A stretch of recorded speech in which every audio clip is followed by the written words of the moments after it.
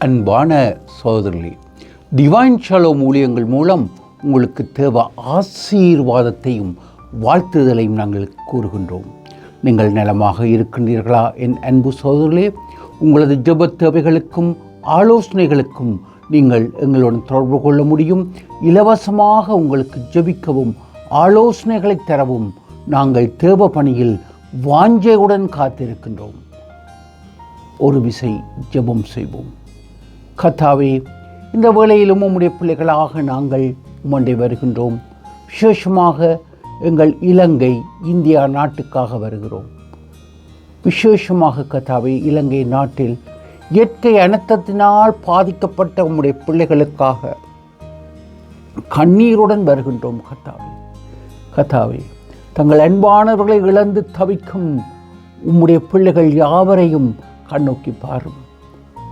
வேதனையின் மத்தியில், துன்பத்தின் மத்தியில், துயரத்தின் மத்தியில், கண்ணீரும் கம்பளவுமாய் வாய்விட்டு கூற முடியாத துயரத்தில் இருக்கும் இலங்கை மக்களுக்காக நாங்கள் கண்ணீருடன் உம்மை ஜெபிக்கிறோம். கர்த்தாவே, எங்கள் ஜெபத்தை கேளும், கர்த்தாவே. அங்கு நடக்கும் ஒவ்வொரு நிர்மாண பணிகளுக்காக நன்றி அப்பா. நீரை ஆசீர்வதியும் கர்த்தாவே. ஒவ்வொரு பிள்ளைகளையும் அங்கிருக்கும் உம்முடைய மக்களை நீர் கரம் தூக்கி எடுத்து நிறுத்தும். இயற்கையின் அனர்த்தத்தை நிறுத்தும் அப்பா. சினம் வேண்டாம் தேவனே, நாங்கள் உம்மண்டை திரும்புகின்றோம். எங்கள் இருதயத்தில் நல்ல சிந்தனை எடுக்க கிருபை தாரும். இந்த வேளையிலும் விசேஷித்த நாட்களை கொண்டாடும் உம்முடைய பிள்ளைகளுக்காக ஜெபிக்கிறோம். நீர் ஆசீர்வதியும். வேதனையின் மத்தியில், துயரத்தின் மத்தியில் இருக்கும் பிள்ளைகளை கண்ணோக்கி பாரும். இயேசுவே, உம்முடைய நாமத்தில் ஜெபித்து கேட்கின்றோம் பரம தந்தையே, ஆமேன். அன்பான சகோதரர்களே, இவ்வேளையிலும் நான் எடுத்துக்கொண்ட வேத பகுதி சங்கீத புஸ்தகம் 66 18ஆம் வசனம் முதல் 20ஆம் வசனங்கள் வரை.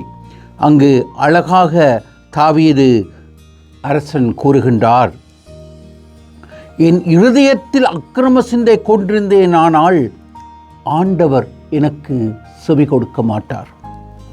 மெய்யாய் தேவன் எனக்கு செவி கொடுத்தார், என் ஜெபத்தின் சத்தத்தை கேட்டார்.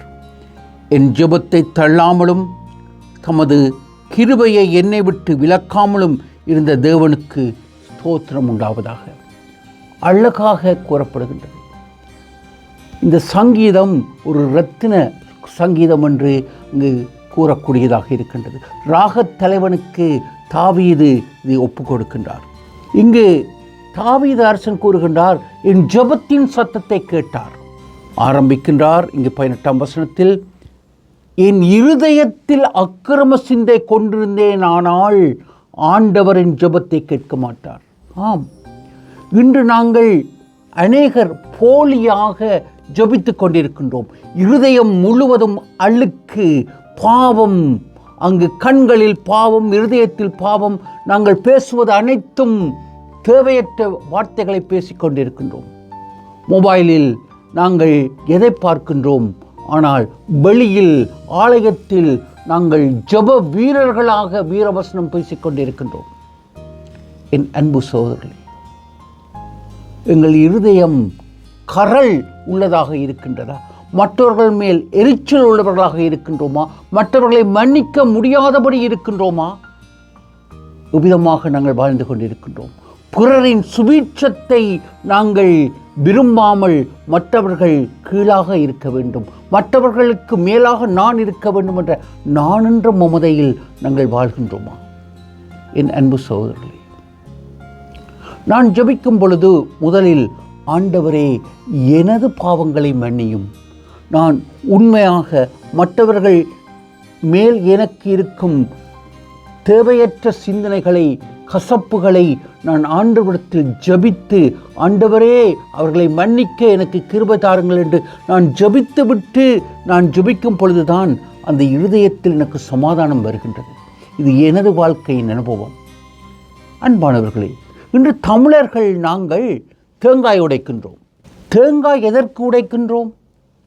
அதன் உள் வெண்மை, அதைத்தான் எடுத்து கூறுகின்றது.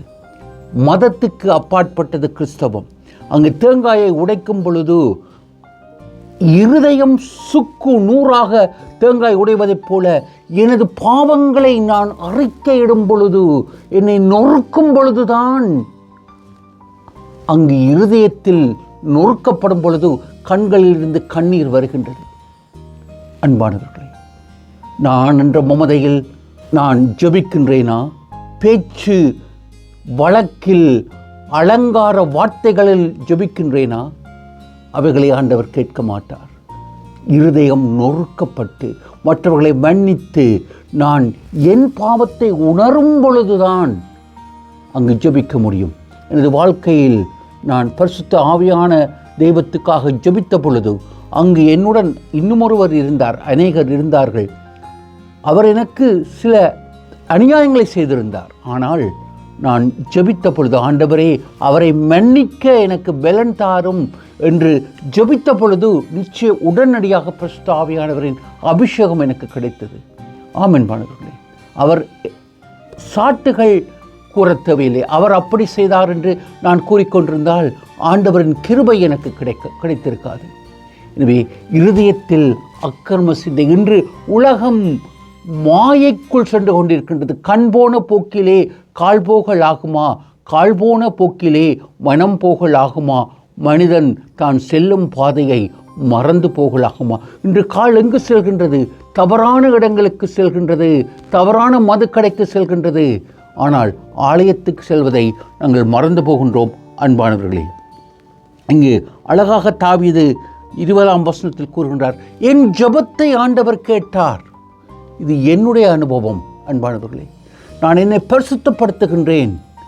ஆம், அங்கு இயேசு கூறிய ஓமையில் அங்கு ஆயக்காரனும் வேதபாரனும் ஜெபித்த பொழுது வேதபாரகன் நான் இவனைப் போல பாவி இல்லை மமதையில் ஜெபித்தான். ஆயக்காரன் ஆண்டவரே கண்களை ஏறெடுக்க முடியாமல் அவன் நான் பாவி என்று இருதயத்தில் அடித்து ஜெபித்தான். இந்த ஜெபத்தை ஆண்டவர் கேட்டார்.